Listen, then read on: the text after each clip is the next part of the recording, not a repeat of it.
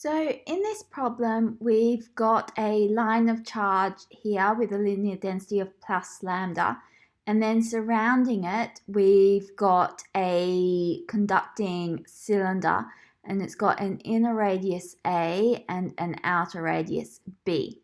And we're asked to find the electric field at radiuses less than A, at radiuses between A and B, and then at radiuses greater than B. So it tells us to start by thinking about the charge distribution on the conductor in this case. So we know that the charge is always found on the surface of the conductor. So there can be charge at radius A and there can also be charge at radius B, but there's not going to be any charge on radiuses between that. So in the plus lambda charge running through the middle is going to attract negative charges within the conductor. So along this radius here, radius A, we're going to have a charge of minus lambda to cancel out this plus lambda here. And then since the total charge on the conductor is plus 3 lambda, and we've got minus lambda along the inner radius, radius A, it means that we must have plus 4 lambda along the outer radius, radius B. So then 4 lambda minus lambda gives us the 3 lambda, which is the total charge on the conductor here.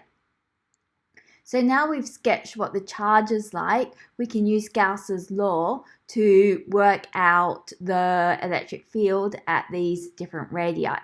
So the first radii that we'll be considering is less than A. So let's take a cylinder, because the cylinder in this case is nice and symmetric. We'll let it have a length L and it's got a radius R where R is less than A. So we can write Gauss's law. We've got the electric field dotted with the surface area is equal to Q enclosed divided by epsilon naught. Now our cylinder has got 3 surfaces, so let's sketch on dA. We've got dA for this rectangular side. If we unwrapped this, it'd be a big rectangle, and then dA for this side is always coming out of the surface, and dA for this side. And then we've also got our electric field, and since this is a positive charge, the electric field is coming out away from the positive side there. So because we've got a dot product in this E dot dA, you can see these two ends on the cylinder aren't going to contribute because dA and E for those two ends are perpendicular to each other, whereas for this long rectangular part, dA and E are parallel to each other, so those are going to contribute. And so realizing that and realizing that we can assume that the electric field is constant over this cylinder due to symmetry, we can rewrite this. So as E and dA are parallel for the part of the cylinder with a rectangular, we can say net, or it could be cross section, either of those is fine, and E is constant on cylinder due to symmetry, we can write E dA.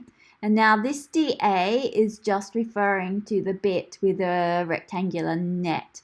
So we can write this as E, and then if we were to unwrap this cylinder here, it's got the circumference of 2 pi r and the length of L, so times 2 pi rl, and that's equal to Q enclosed over epsilon naught, and Q enclosed, well, we've got length L and we've got this linear density lambda, so Q enclosed is going to be L lambda over epsilon naught. So we can solve this and we have E is equal to L lambda over epsilon naught divided by 2 pi RL. So our L's cancel out and we end up with this is equal to lambda over epsilon naught times 2 pi R. So that's how we can solve the first part for the radius r is less than a. And then we're asked about the radius between A and B. Now this is inside a conductor, and we know that inside a conductor there is no electric field. If there was an electric field, then the charges which are free to move within the conductor would move to cancel out that field. So E is equal to 0 for A is less than R is less than B, as field inside a conductor is 0. Or alternatively, we could draw a Gaussian surface, another cylinder in here, and in that case the enclosed charge would be plus lambda minus lambda times the length, which is 0 times the length, so there's no enclosed charge. Okay, so now we just need to worry about our radius r is greater than b. So to do that, let's draw another Gaussian. This will be very similar, it's just like this now, and you can see the same arguments are going to hold as for this inner cylinder in terms of pulling E out the front and calculating dA.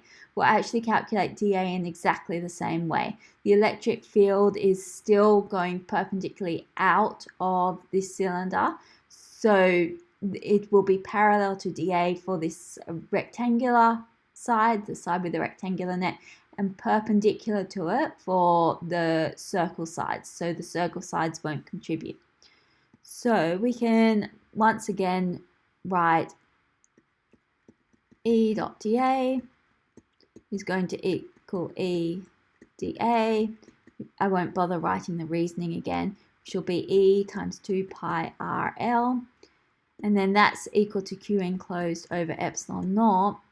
Now in this case, the enclosed charge, we've got 3 lambda on the outer, on the cylinder, and we've got plus lambda on the line. So the total enclosed linear charge density is 4 lambda. So it'll be 4 lambda times L, and then that's divided by epsilon naught.